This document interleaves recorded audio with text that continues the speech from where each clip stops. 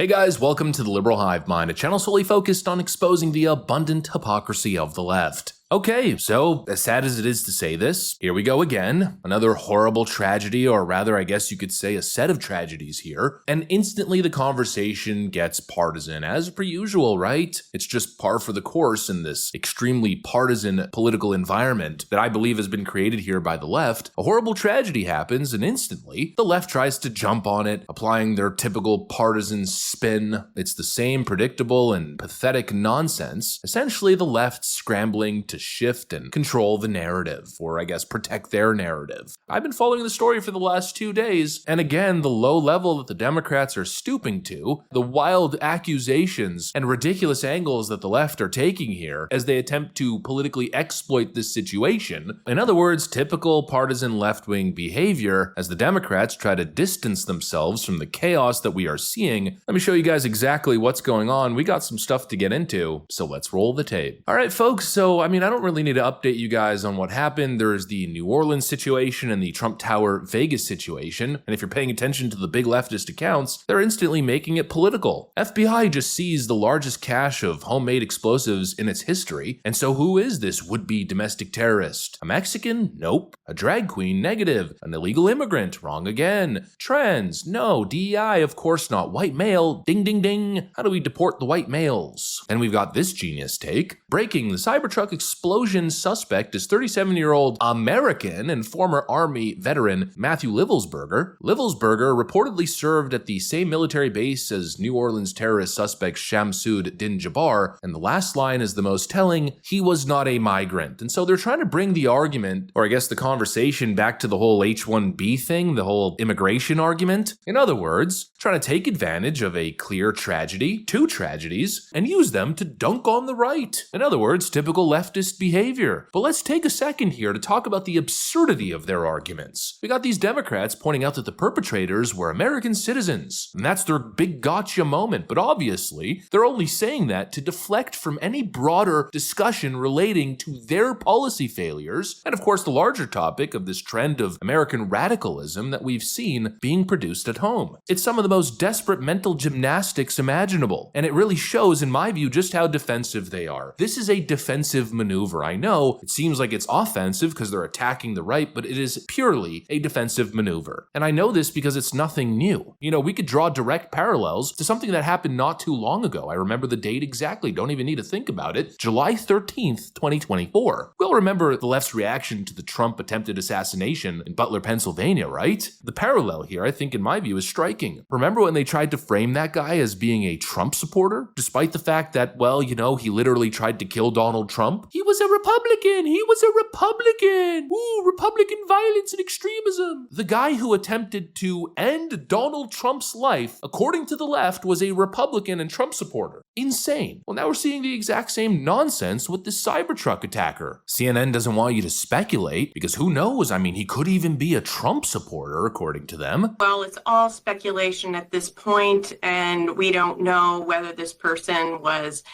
pro-Trump, anti-Trump, maybe some kind of Islamic connection, although I don't think that. Which again is possible, and there seems to be a large push in that direction from a lot of these mainstream media outlets. We've got the Daily Beast releasing this. Suspected Las Vegas Cybertruck bomber was a big Trump supporter, according to their source, but whether it's true or not, which firstly I find a little bit confusing. Again, the guy who supposedly committed an act of terror in front of a Trump property being a Trump supporter, I find that questionable to begin with, but most importantly, what I find so odd is the media's focus on steering the conversation in that direction. It feels defensive. It's like they're trying so desperately to cling on to this narrative that white men and Trump supporters are the biggest threat of terror in the nation, and so they always go back to that same point, that same tactic. Oh, he was a Trump supporter. Oh, he could have been a Trump supporter. Where in my view, the conversation we should be having is one that highlights the increase in extremism and the heightened national security risk that the nation is facing. Something is going on here. They want to make the conversation partisan. They want to add all of this speculation and constantly bring up Trump's name or make these weak, pathetic political remarks instead of highlighting the obvious. Why is the conversation always got to go to Trump or the political debate over immigration instead of pointing out the obvious fact that we are seeing so many more of these horrifying events under Democrats' watch, and possibly as a result of the Democrat border crisis? The Democrats have created this high-risk national security nightmare environment, and they don't want you to point that out. So they'd rather release these reports about this guy supposedly being a Trump supporter, oh, he wasn't a migrant, making it political instead of having the real conversation, especially regarding this New Orleans attacker. I mean, are we really supposed to be surprised that an ISIS-inspired attack happened in New Orleans? Because as sad as this sounds, I'm not really that surprised. We were covering this clip from the southern border not too long ago.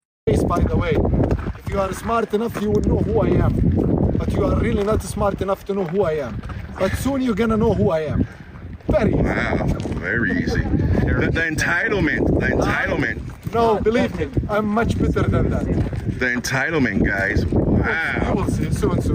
Just casual terrorist group connected people walking across the southern border. We've also seen all the headlines and the reports of how many terrorists have been apprehended at the southern border since Joe Biden took office. New numbers out from U.S. Customs and Border Protection revealing over 100 terror suspects apprehended at the southern border since the beginning of October. And that's just the ones that they know of, the ones they caught. The question is, how many slipped through? Democrats have allowed this open border crisis to continue, and now there's a serious possibility that terrorist cells have entered the nation and they're operating covertly, and maybe that has a connection to this. Maybe. Just an ISIS flag. Nothing to see here, I guess. Yeah, let's talk about H-1B visas and use this as a moment to dunk on Republicans. That's insane. Every time when these tragedies occur, the left's first instinct isn't to address the root causes or possibly take responsibility when it comes to their policy track record. No, it's to muddy the waters and point fingers at the other side. It seems to me like the Democrats are engaged in a spin campaign to distract from the real issue at hand here. Again, these situations are not just isolated situations. They're a continuation of what we have seen over the last really 3-4 years. A growing trend of radicalism in the country, and I believe dangerous left-wing rhetoric fuels a significant portion of it. The left has spent years demonizing Trump and his supporters. They've created an environment where attacks against conservatives are not only normalized, but in some cases, encouraged. They've painted Trump as some existential threat to democracy. They've attacked the nation as well. The nation is an irredeemable cesspool of white male oppression and colonialism. They've stoked fear, hatred, to a point where now I think unhinged, emotionally susceptible individuals kind of cling on to their narratives and feel justified in committing these acts of violence. The Democrats and their allies in the media are always quick to label every act of violence as white supremacy or right-wing extremism without waiting for the actual facts. But when the evidence starts pointing in another direction, when it implicates their policies or their rhetoric, well, the strategy is always the same. Immediately pivot to deflection and denial. I mean, it's unbelievable. We're seeing more talk about this guy being supposedly a Trump supporter than we are any of the other facts that have dropped so far. And of course, speaking of some of the evidence that's dropped,